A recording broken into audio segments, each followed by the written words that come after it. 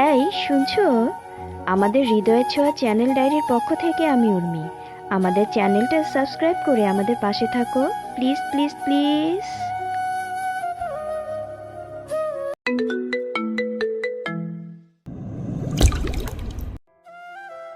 সবাইকে একত্রে মিটিং হলে আসতে বলবেন। পিয়ে চলে যায়। মিনাল সাহেব কিছুক্ষণ পরে সবার দিকে তাকিয়ে বলে, এ হচ্ছে ঈশান চৌধুরী, আপনাদের ছোট বস। আজ থেকে আমার পাশাপাশি ও এই অফিসে বসবে। হঠাৎ দরজায় টোকা পড়ে। মিনাল সাহেব থেমে যায়। সামনে তাকিয়ে দেখে মায়া দরজার ওপাশে হতে ভেতরে আসার অনুমতি চাচ্ছে। May I come in sir? We are not here. Maya মাথা নিচু করে বলে, আম সরি স্যার, আসলে আমার হাতে যে কাজটা ছিল সেটা শেষ করতে করতে দেরি হয়ে গেল। আসলে স্যার কাজের খেয়ালে ভুলেই গিয়েছিলাম সবাইকে যে এখানে ডাকা হয়েছে। আপনি এতটাই কাজ পাগল? Very interesting. অমনি মায়া মুখ তুলে তাকায় ঈশানের মুখের দিকে। ঈশান মায়াকে মাস্ক পরা দেখে বলে ওঠে, আপনি অফিসে কি অনবরত মাস্ক পরে থাকেন? জি স্যার। কিন্তু কেন বলেন তো? এখন তো করোনা শেষ হয়ে গেছে, তবে কেন? স্যার করোনা তো শেষ হয়েছে, কিন্তু অন্য জার্মসগুলো তো রয়ে গেছে। Very interesting. আত্মসচেতন নাগরিক। শুধু ম্যাডাম, আমাদের অফিস যথেষ্ট ক্লিন, এখানে কোনো জার্ম থাকার কথা না। তাই খুলে ফেলুন আপনার মাস্ক, মিটিং রুমে অ্যালাউ না এটা। আসলে ঈশানের কেমন সন্দেহ হচ্ছিল মাস্ক পরা থাকায়। এই যে মেয়ে, এইভাবে কেন মাস্ক পরে আছো মুখে? কোনো সমস্যা? সমস্যা নেই তো? মায়া যখন থেকে এই অফিসে জয়েন হয়েছে সে এইভাবেই চলাফেরা করত। এটা নিয়ে কারো কোনো সমস্যা ছিল না। অফিসের বেশিরভাগ স্টাফ মায়ার মুখে মাস্কবিহীন দেখেইনি। ঈশান একটু উচ্চ স্বরেই বলে ওঠে, কি হলো, আপনি মাস্ক খুলে রাখছেন না কেন? মিলন সাহেব হা হয়ে তাকিয়ে আছে। তার ছেলে অফিসে আসতে না আসতেই এই মেয়ের পিছনে হুমপিধম্পি শুরু করে দিয়েছে, তাও কিনা একটা মাস্ক নিয়ে। মায়া ঈশানের উচ্চ কথা শুনে মুখে থেকে ধীরে ধীরে মাস্কটি খুলে ফেলে। আর এর সাথে সাথে 440 ভোল্টের ঝটকা খায় সবাই। শুধু ঈশান নয়, অফিসের স্টাফ অনেকেই হা হয়ে তাকিয়ে আছে মায়ার দিকে। ঈশান মনে মনে বলে, মাশাল্লাহ, এই যেন ফুটন্ত এক স্নিগ্ধ গোলাপ। কোনো মেয়ে এতটা সুন্দর হয় কি করে? আল্লাহ যেন তাকে সমস্ত কিছু দিয়ে তৈরি করেছেন। মিনাল সাহেবের ডাকে হুঁশ ফিরে ঈশানের। মিনাল সাহেব বলেন, এবার সবাই আসতে পারেন। একে একে সবাই চলে গেল। মায়া চলে যেতে নিচ্ছিল, মিনাল সাহেব মায়াকে ডাকলেন। মায়া দাঁড়াও। মায়া থেমে যায় আর বলে, জি স্যার। মায়া, ও হচ্ছে আমার ছোট ছেলে ঈশান, এবং আজকের পর হতে ও অফিসের নতুন বস। আর আমি সরি ও তোমার সাথে এই ধরনের রুড বিহেভ করার জন্য। মায়া কিছুটা চোখ তুলে মিনাল সাহেবের দিকে তাকিয়ে বলে, আপনি সরি কেন বলছেন স্যার? আপনি গুরুজন। মিরু আঙ্কেল আমার বাবার মতো, সেই হিসেবে আপনিও তাই। সরি বলে আমাকে অপরাধী করবেন না, আমি কিছুই মনে করিনি। মিরু সাহেব হচ্ছেন ঈশানীর বাবা। আর এই চাকরিটা মায়া মিরু সাহেবের মাধ্যমেই পেয়েছে। কারণ আসিফ সাহেব আর মিনাল সাহেব দুজনেই বন্ধু। রোদ ঘরে বসে বসে ভাবছে সেই মায়াবিনীর কথা। তার মনে কেমন যেন অস্থিরতা শুরু হতে থাকে। সে হাঁসফাঁস করে এদিক ওদিক তাকায়। হঠাৎ চোখ যায় সেই গিটার। তার দিকে সে উঠে যেয়ে গিটারটা হাতে নেয়। তারপর এক দৃষ্টিতে তাকিয়ে থাকে। আর প্রায় 2 বছর পর আবার সেই গিটারটা হাতে নিল। দীর্ঘ একটা নিঃশ্বাস ছেড়ে গিটারটা হাতে নিয়ে বারান্দায় চলে যায়। তার বারান্দাটা ছোটখাটো একটা ছাদ বলা যায়, বেশ বড়সড়। সেখানে নানান রকমের গাছালি, বিশেষ করে ফুল গাছগুলো খুবই সুন্দর। সে গিটার হাতে নিয়ে একটা গাছের নিচের চেয়ারে বসে পড়ে। টুংটুং শব্দ করে সুর তুলতে থাকে। হঠাৎ করেই গেয়ে ওঠে। ড্রয়িং রুমে বসে থাকা সবাই যেন বেশ অবাক হয়ে যায়। রোদ গাইছে, এ যেন আশ্চর্য এক ব্যাপার। তার কারণ হলো রোদ তো সব ছেড়ে দিয়েছিল, হারিয়ে ফেলেছিল তার নিজেকে। সবাই খুশি হয়, অনেক বেশি খুশি হয়। তাদের পূর্বের রোদ ফিরে এসেছে। রোদেলা তার মাকে জড়িয়ে ধরে বলে ওঠে, আম্মু, রোদ স্বাভাবিক হয়ে গেছে। আমাদের রোদ আবার আমাদের মাঝে ফিরে এসেছে। সকাল 7:30 মায়া রেডি হচ্ছে আর মায়ানকে বলছে, আব্বু, তুমি কিন্তু কোনো প্রকার দুষ্টুমি করবে না। ম্যাডামদের কথা মনোযোগ সহকারে শুনবে। বাচ্চাদের সাথে কোনো প্রকার দুষ্টুমি করা যাবে না। ওকে মামুনি, মনে থাকবে। তুমি কিন্তু বেশ দুষ্টু হয়ে গেছো। ঈশানী আন্টি তোমায় নিতে আসবে। তুমি কিন্তু আন্টির সাথে ভালো ছেলের মতো হয়ে থাকবে। ওকে মামুনি, সব শুনবো। তুমি ঠিক মতো যাবে। মায়া মায়ানকে আদর করে বলে ওঠে। ওকে আমার বাবাটা। তারপর তারা দুজনেই বেরিয়ে যায়। মায়া মায়ানকে স্কুলে দিয়ে গেট পেরিয়ে রাস্তায় এসে দাঁড়ায়, উদ্দেশ্য রিক্সা অথবা সিএনজি খোঁজা। কিন্তু 20 মিনিট হয়ে যায় দাঁড়িয়ে আছে, কোনো কিছুই দেখা মিলছে না। সে একটু সামনে হাঁটতে থাকে। সেই রাস্তা দিয়েই যাচ্ছিল রোদ। তার গাড়িটা সিগন্যালে যেয়ে থামে। হঠাৎ করেই তার চোখ যায় দূরে দাঁড়িয়ে থাকা মাস্ক পরা সেই মেয়েটির দিকে। রোদ মনে মনে ভাবতে থাকে, মেয়েটি যাচ্ছে কোথায়। মায়া একটু এগিয়ে গিয়ে যখন কোনো গাড়ি পাচ্ছে না, তখন সে হতাশ হয়ে দাঁড়িয়ে যায়। এমনিতেই বর্ষাকাল, তারপরে আবার সকাল থেকে আকাশটা ছিল মেঘলা। কি যে এক বাজে অবস্থার মধ্যে আছি। এমনিতেই সকাল থেকে আকাশটা মেঘলা, এবার বুঝি বৃষ্টিটা নেমেই গেল। কোনো গাড়িই পাচ্ছি না। এরই মধ্যে শুরু হয় ঝিরিঝিরি বৃষ্টি। মায়া ব্যাগ থেকে ছাতাটা বের করে মেলে ধরে। বৃষ্টির বেগ বাড়তে থাকে, একসময় শুরু হয়ে যায় তুমুল ঝড়। মায়া এই চলন্ত রাস্তায় কি করবে বুঝে উঠতে পারে না। আর তার সাথে ছাতাটাও এই ঝড়ের সাথে পেরে উঠছে না। ভিজে একাকার হয়ে যাচ্ছে সে। হঠাৎ তার সামনে এসে থামে একটি কালো রঙের গাড়ি। সাইড থেকে দরজাটা খুলে দেয়। মায়াকে ওঠার জন্য বলে মায়া কিছু বুঝতে না পেরে সে একটু পেছনে সরে যায়। তখনই গাড়ির ভেতর থেকে শব্দ হয়।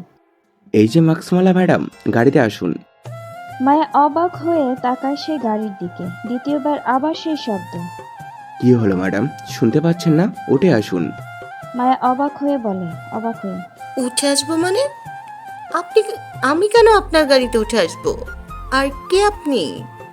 রোদ তখন গাড়ি থেকে ছাতা নিয়ে বের হয় আর বলে, ম্যাডাম, আপনি তো ভিজে একাকার হয়ে যাচ্ছেন, আর আপনার ছাতাটাও কাজ ঠিকঠাক মতো করতে পারছে না।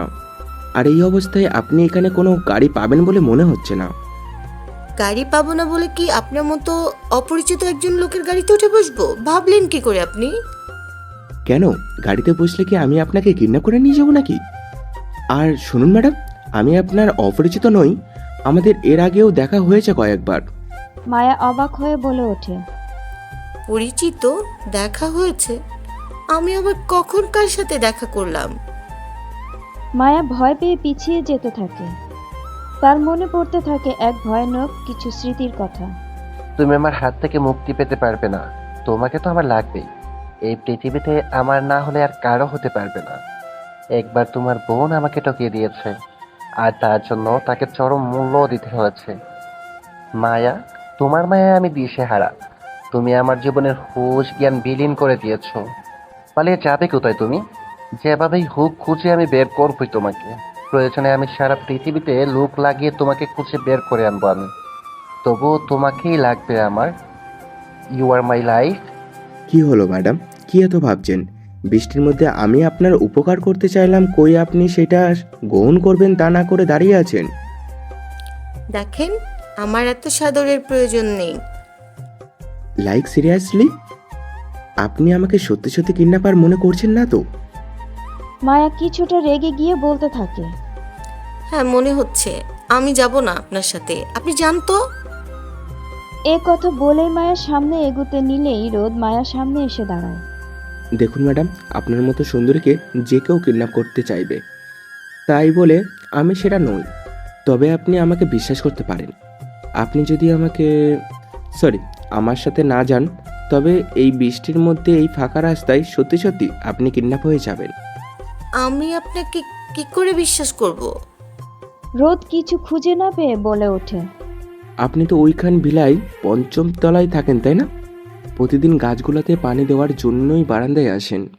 ওইখান ভিলার মালিক আদনান সাহেবের ছেলে আমি। এ কথা শুনে মায়া হা হয়ে তাকিয়ে থাকে রোদের মুখের দিকে আর মনে মনে বলতে থাকে, লোকটা তাহলে সেই ছেলেটা, যেই ছেলেটাকে হসপিটালে নেওয়ার জন্য সাহায্য করেছিলাম। এবার মায়া ভাবে এই লোক আর যাই হোক ওই ভয়ঙ্কর পাজি লোকটার কেউ হতে পারে না। মায়া এবার গুটি গুটি পায়ে গাড়ির দিকে এগোয়। রোদ মুচকি হেসে নিজেও গাড়িতে উঠে বসে। গাড়ি চলতে শুরু করে। রোদ মায়ের দিকে তাকিয়ে জিজ্ঞেস করে, এই যে ম্যাডাম, আপনি যাবেন কোথায়? মানে? মানে আপনি কি এখন আপনার বাড়িতে যাবেন? না, তাহলে কোথায় যাবেন? আমি আমার অফিসে যাব। রোদ অবাক হয়ে মায়ের দিকে তাকিয়ে বলে, অফিস মানে? আপনি কি চাকরি করেন? চাকরি না করলে মানুষ অফিসে যায় কেন? ম্যাডাম, চাকরি না করলেও অনেকে অন্য অন্য প্রয়োজনেও অফিসে যায়, যেমনটা আমি যাচ্ছি। বাই দ্য ওয়ে, কোন অফিস? ঈশান ফ্যাশন হাউস। কি? কি মানে হচ্ছে ঈশান ফ্যাশন হাউস অফিসের নাম। আপনি ওইখানে? আমি ওইখানে এক ফ্যাশন ডিজাইনার হিসেবে কর্মরত আছি। রোদ মুচকি হেসে বলে ওঠে। ও আচ্ছা, তাই? রোদ মনে মনে বলতে থাকে, যাক, ভালোই হলো, তোমার গন্তব্যস্থল জানা গেল। বেশ কিছুক্ষণ পর বিশাল এক বিল্ডিং এর সামনে এসে থামে রোদের গাড়িটা। গাড়ি থেকে নেমে রোদ বের হয়ে এপাশে এসে মায়ার সাইডের গেটটা খুলে দেয়। মায়া গাড়ি থেকে নেমে রোদকে বলে, আপনাকে অনেক অনেক ধন্যবাদ এই বৃষ্টিতে আমাকে লিফট দেওয়ার জন্য। ধন্যবাদ দেওয়ার কিছুই নেই, বিপদে কাউরে সাহায্য করাটাই তো একজন সত্যিকারের মানুষের পরিচয় দেয়। মায়া এগিয়ে লিফটের সামনে দাঁড়ায়। পেছনে রোদও আসে। কিছুক্ষণ পর লিফট নিচে আসে। মায়ের লিফটে ওঠার সাথে সাথে রোদও লিফটের মধ্যে চড়ে আসে। মায়ের লিফটের ভেতরে এসে 6 বাটন চাপতে গেলে রোদও 6 বাটনে হাত দিতে গেলেই আচমকা মায়ের হাতের উপর রোদের হাত পড়ে যায়। অমনি মায়া পিছিয়ে যায়। আপনি কত নম্বর ফ্লোরে যাবেন? 6 ফ্লোরে। রোদ একটু মুচকি হেসে বলে ওঠে। ও আচ্ছা, একই ফ্লোরে। মায়া তখন হাতে হাত পড়ায় কেমন জানি একটা অস্বস্তি হতে থাকে। তারপর লিফটের মধ্যে তারা দুজন ছাড়া আর কেউ নেই। তাই মায়া লিফটের এক কোণায় যে জড়সড় হয়ে দাঁড়িয়ে থাকে। রোদ ব্যাপারটা খেয়াল করে বলে ওঠে। এই যে ম্যাডাম, আপনি কি ভয় পাচ্ছেন? মায়া কি বলবে বুঝে পায় না। এরই মধ্যে ঘটে যায় এক অঘটন। কারেন্ট চলে যায়। লিফট বন্ধ হয়ে যায়। ও সিট, এখনই কি এটা হতে হলো? মায়া একটু চমকে গিয়ে বলে ওঠে। লিফটের কি হলো? থেমে গেল কেন? মনে হচ্ছে তো কারেন্ট চলে গেছে, কিন্তু জেনারেটর চালু করছে না কেন? এদিকে লিফটের ভেতরে থেকে মায়ার অস্বস্তি বাড়তে থাকে। কেমন যেন দম বন্ধ হওয়ার অবস্থা হতে থাকে। রোদ ফোন বের করে কাউকে ফোন দিতে থাকে। 2 বার রিং হওয়ার পরও সে ফোন তুলছে না। রোদ তখন রেগে বলে ওঠে। Oh no! তখনই আঁতকে ওঠে মায়া। ওকে ভয় পেতে দেখে রোদ বলে ওঠে। রিল্যাক্স ম্যাডাম, আপনি ভয় পাবেন না। আমি ফোন দিয়েছি, আসলে ওই পাশ থেকে কেউ ফোন রিসিভ করছে না, তাই তো রাগ লাগছে। 20 মিনিট পার হয়ে যায়। না কারেন্ট আসছে না জেনারেটর চালু হচ্ছে। মায়ের মধ্যে এক অস্বস্তি আর ভয় বাড়তে থাকে। সে ঘামতে শুরু করে। রোদ তার কোটটা খুলে তার শার্টের উপরের 2টো বোতাম খুলে দেয়। এটা দেখে মায়া গুটিসুটি হয়ে আরও এক কোণে দাঁড়িয়ে আছে। সে আরও বেশি ভয় পেতে থাকে। রোদ ওর দিকে তাকিয়ে ওর অস্বস্তিটা বুঝতে পেরে বলে ওঠে। রিল্যাক্স ম্যাডাম, আপনি কি কোনো কারণে ভয় পাচ্ছেন? তখন মায়া কিছুটা আমতা আমতা করে বলতে থাকলো। জি মানে আসলে মানে এদিকে ঈশান চিৎকার করে ডাকতে থাকে কাউকে। তখনই ম্যানেজার এসে বলতে থাকে। স্যার, একটা বিপদ হয়ে গেছে। কি বিপদ? স্যার, আমাদের বিল্ডিংয়ের 6 ফ্লোর থেকে নিচতলা পর্যন্ত কারেন্টের কানেকশন পাচ্ছে না। তাহলে জেনারেটর চালু করতে বলেন। স্যার, জেনারেটরের কী যেন প্রবলেম হয়েছে, চালু হচ্ছে না। তার চেয়ে বড় সমস্যা হলো স্যার, লিফটের মধ্যে 2 জন আটকা পড়ে গেছে। ঈশান তখন জোরে চিৎকার করে বলে ওঠে। কি বলছেন? জি স্যার, দারোয়ান বলল এদের মধ্যে একজন হলো আমাদের ডিজাইনার ম্যাডাম মায়া। সাথে নাকি একজন ছেলেও আছে। ওনার চেহারাটা চিনতে পারেনি। ঈশান দাঁড়িয়ে যে জোরে বলে ওঠে। কি বললেন ম্যানেজার? একরকম দৌড়ে যাওয়ার মতো করেই কেবিন থেকে বের হয়ে প্রায় একরকম চিৎকার করে বলতে থাকে। যেভাবে হোক লিফট চালু করার ব্যবস্থা করো। লিফটের মধ্যে গরমে অতিষ্ঠ হয়েও মায়ের চোখের দিকে অবাক হয়ে তাকিয়ে আছে রোদ। মেয়েটা অদ্ভুত সুন্দর। ভয়ের মধ্যেও যেন এক অদ্ভুত সৌন্দর্য ফুটে উঠেছে। রোদ মনে মনে ভাবতে থাকে। ভয় পেলেও কাউকে এত অপসরী লাগতে পারে, এই প্রথমবার দেখলাম। তুমি সত্যি এক মায়াবিনী। পরক্ষণেই মায়াকে সে বলে ওঠে। রিল্যাক্স, আপনি এতটাও ভয় পাবেন না। আমি কিন্তু কোনো খারাপ বা বাজে ছেলে নই ম্যাডাম। মায়া ভীতু ভীতু চোখে রোদের দিকে তাকিয়ে ধীরে ধীরে বলে, প্লিজ আপনি আরেকবার একটু ফোন করে দেখবেন জেনারেটর চালু হতে এতটা লেট হচ্ছে কেন? আচ্ছা, আমি আরেকবার ট্রাই করে দেখছি। এ কথা বলেই রোদ আবার ঈশানের নাম্বারে ফোন দিতে থাকে। এদিকে ঈশান ফোন কেবিনে ফেলে রেখে এসেছে, তাই বারবার রিং হয়েই যাচ্ছে, রিসিভ হচ্ছে না। ঈশান মনে মনে বলতে থাকে, এটা হতে পারে না, উনি অন্য একটা ছেলের সাথে লিফটে একা। ও, আমি জাস্ট ভাবতে পারছি না। রোদ কিছুটা এগিয়ে আসে মায়ার সামনে, আঙ্গুলটা দিয়ে মাস্কটাকে ইশারা করে বলে ওঠে, আপনি কেন এখন এটা পরে আছেন? এটা সরিয়ে দিন। এইখানে এইভাবে গরমে ঘামতে থাকলে আপনি তো দুর্বল হয়ে পড়বেন। তাছাড়া মুখে এখনো মাস্ক পরার কি প্রয়োজন আছে? বললাম তো আমি বাজে লোক নই। প্লিজ দয়া করে ওইটা সরিয়ে ফেলেন। এদিকে মায়া গরমে অস্বস্তিতে কোনো দিক পাশ চিন্তা না করেই মুখ থেকে মাস্কটা সরিয়ে ফেলে। রোদ যেন হতভম্ব হয়ে তাকিয়ে থাকে মায়ার মুখের দিকে। মায়া মাথা নিচু করে আছে। রোদ মনে মনে বলে ওঠে, অদ্ভুত মায়াবী তুমি। তোমার চোখের মায়া আর তোমার মুখের মায়া দুটোই অদ্ভুত। হঠাৎ করে ফোনের লাইটটা অফ হয়ে যায়। অন্ধকারে ভয়ে মায়া একটু এগিয়ে আসে। রোদ বারবার চেষ্টা করে মোবাইলের লাইটটা জ্বালাতে পারছিল না, কারণ মোবাইলের চার্জ শেষ। বুঝতে পারে মায়া খুব ভয় পাচ্ছে। সে কোনো কিছু চিন্তা না করে হাতটা বাড়িয়ে দিয়ে মায়াকে বলে, প্লিজ আপনি ভয় না পেয়ে আমার হাতটা ধরতে পারেন। এদিকে মায়ের অস্বস্তি আর ভয় দুটোই কাজ করছিল। কি করবে বুঝতে পারছিল না। রোদ আবার যখন হাত বাড়িয়ে দিতে নেয়, তখনই হাতটা যে স্পর্শ করে মায়ের গাল। মায়ের কিছুটা হতভম্ব হয়ে দূরে সরে নিলে রোদ মায়ের হাতটা ধরে ফেলে আর বলে, রিল্যাক্স ম্যাডাম, আমি আসলে আপনার হাতটা ছুঁতে চেয়েছি, কারণ আপনি খুব ভয় পাচ্ছেন। মায়া কোনো কথা না বলে তখন চুপ করে দাঁড়িয়ে থাকে। রোদ মায়ের হাতটা খুব শক্ত করে ধরে রেখেছে। এই প্রথমবারের মতো কোনো ছেলের স্পর্শ পেয়ে মায়া যেন ভেতরে ভেতরে আটকে উঠেছে। রোদ মনে মনে বলে ওঠে, মায়াবিনী, তোমার ছোঁয়া, তোমার স্পর্শ যেন শরীরে শিহরণ জাগাচ্ছে। সময়টা যদি এখানে থেমে যেত তাহলে বুঝি ভালো হতো। তোমাকে ছুঁয়ে দিয়ে 1000 ঘন্টা পার করে দিতাম এই লিফটের মধ্যে। তখনই ম্যানেজার ঈশানের সামনে এসে বলে। ঈশান স্যার, লিফট ঠিক হয়ে গেছে। তখনই লিফট থেকে বের হয়ে আসে রোদ, আর ঈশান বড় বড় চোখ করে তাকিয়ে বলে ওঠে, আরে রোদ, তুই লিফটের ভেতরে ছিলি? আমি আর মায়াবিনী লিফটে উঠতে কিছুক্ষণ পর ওইটা বন্ধ হয়ে যায়। ছি, তোর অফিসের ইলেকট্রিকের ব্যবস্থা এতটাই খারাপ। যদি জানতাম তাহলে কষ্ট করে হলেও পায়ে হেঁটে সিঁড়ি বেয়ে ওপরে উঠে আসতাম। তবুও তোর ওই লিফটের গোডাউনের মধ্যে যেতাম না। মায়াবিনটা কে? তার সাথে যিনি ছিল উনি তো? না মানে ওই যে মেয়ের কথা বলছিলাম। এদিকে লিফট থেকে বের হয়ে মায়া 1 সেকেন্ড দেরি না করে সোজা চলে যায় তার কেবিনে। মায়া যে চলে গেছে সেটা কেউই খেয়াল করেনি। ঈশান ম্যানেজারকে জিজ্ঞেস করে, উনি কই ম্যানেজার? স্যার, উনি তো তার কেবিনে চলে গেছে। এরপর ঈশান রোদকে নিয়ে তার নিজের কেবিনে চলে আসে। কেউ একজন তার রুম থেকে খুব জোরে চিৎকার করে বলতে থাকে, আর কতদিন তুমি আমার থেকে পালিয়ে বেড়াবে পাখি? আজীবন আমি তোমাকে ছাড়বো না। কত মাস, কত দিন, কত বছর তুমি আমাকে ফাঁকি দিয়ে পালাবে? ধরা তোমাকে দিতেই হবে পাখি। আমার কাছে বন্দি তোমাকে হতেই হবে। তোমার জন্য আমি সব কিছু করতে পারি, সব মানে সব। তুমি জানো না, একবার আমাকে ফাঁকি দিয়ে তোমার জীবনের সর্বপ্রথম সর্বনাশটা করেছো। কতটা ভয়ানক আমি সেটা তুমি জানো না।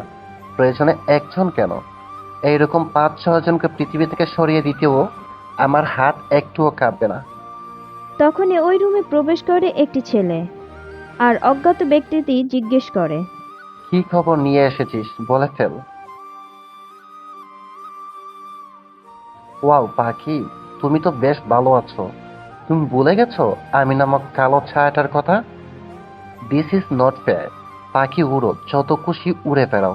আসছি আমি, তোমার জীবনের কালো ছায়া। পালিয়ে পার পাবে না তুমি আমার কাছ থেকে। প্রয়োজনে পাতাল থেকে খুঁজে বের করে আনবো এই ফারহান মির্জা। ঈশানের কেবিনে রোদ আর ঈশান বসে আছে। ঈশান বলে ওঠে, রোদ, আমি তোর পরিবর্তনে অনেক খুশি হয়েছি। তুই যে আবার স্বাভাবিক জীবন শুরু করেছিস, আমার বেশ আনন্দ হচ্ছে। তাই এই পরিবর্তন কিভাবে হলো বলবি একটু? হয়তো আল্লাহ আমার উপর সহারা হয়েছে। আমরা অনেক সময় আমাদের জীবন থেকে কিছু হারিয়ে গেলে আফসোস করি। জীবনটা তখন বিশ্রাময় মনে হয়। মাঝে মাঝে জীবনকে তুচ্ছ মনে হয়। অবহেলা, অবকায়ে এইভাবে জীবন থেকে অনেকটা মূল্যবান সময় নষ্ট করে ফেলি। এখন বুঝতে পারছি জীবন থেকে কোনো কিছু হারিয়ে গেলে আফসোস করতে নেই, হোক না সেটা অতি মূল্যবান বা প্রিয় কিছু। এটা বুঝতে হবে যেটা হারিয়ে গেছে সামনে হয়তো তার চাইতেও ভালো কিছু আমার জন্য অপেক্ষা করছে। ঈশান অবাক হয়ে হাঁ হয়ে তাকিয়ে আছে রোদের দিকে। এই কিছুদিন আগেই যেই রোদ নেশায় ভীম হয়ে থাকতো, এলোমেলো অগোছালো ছেলেটা যে নাকি তার জীবন থেকে কিছু একটা হারিয়ে পাগলের মতো অগোছালো হয়ে গিয়েছিল। সবাই এত চেষ্টা করেও যখন তাকে কোনো গোছালো জীবনে ফেরাতে পারেনি, হঠাৎ এমন কি হলো যে সে একেবারে এক নিমিষেই সেই পূর্বের গোছালো ফিটফাট গুছিয়ে কথা বলা অদ্ভুত সুন্দর ছেলেটা হয়ে গেল আর আগের ফর্মে ফিরে এলো। এরই মধ্যে দরজার বাহির থেকে এক মেয়েলি কণ্ঠস্বরের আওয়াজ পেয়ে হুঁশ ফিরায় ঈশানের। May I come in sir? Ishaan ও রোদ দুজনেই ফিরে তাকায় দরজার দিকে। আবার শব্দটা ভেসে আসছে। May I come in sir? Yes, come in. তখনই কেবিনের ভেতরে ঢুকে মায়া। মায়াকে দেখা মাত্র ঈশানের মনে পড়ে লিফটের কথা।